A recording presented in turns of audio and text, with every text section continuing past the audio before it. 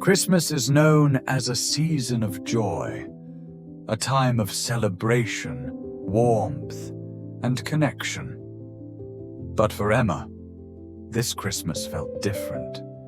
She couldn't shake the feeling that somewhere along the way, she had lost herself. Until one unexpected moment changed everything. As Christmas approached, Emma felt overwhelmed. December used to fill her with excitement, but now it reminded her of all the things she thought she should have achieved. Everyone around her seemed to be celebrating promotions, relationships, milestones, while she felt stuck in the same place. She forced a smile at Christmas gatherings, but deep down she wondered, why does everyone seem ahead but me? On Christmas Eve afternoon, Emma received a message from a friend announcing a new job offer. She congratulated her sincerely, but inside, she felt a deep ache.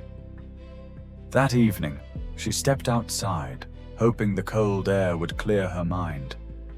As snowflakes fell gently around her, Emma whispered to herself, "Why am I never enough?" She walked into the town square, where Christmas lights sparkled vividly. But something else caught her eye.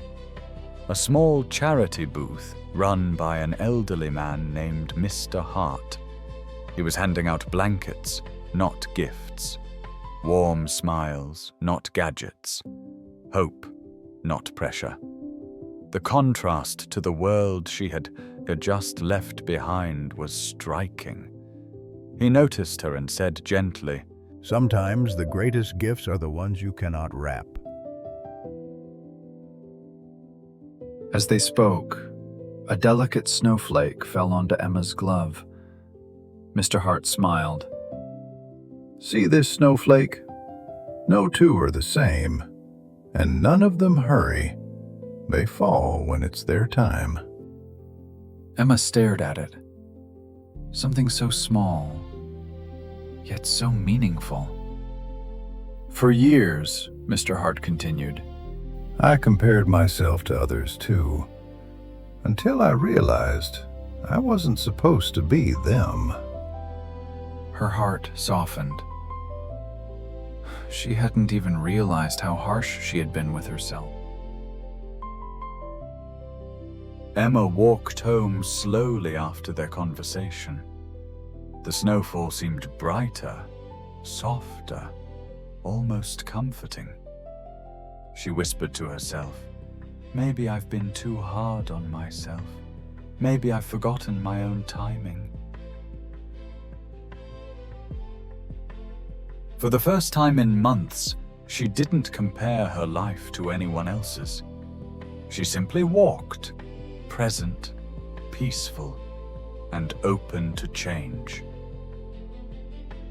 Christmas morning arrived. Emma woke before sunrise. Instead of reaching for her phone, she reached for her journal. She wrote, "My path is unique. My timing is my own. I am enough."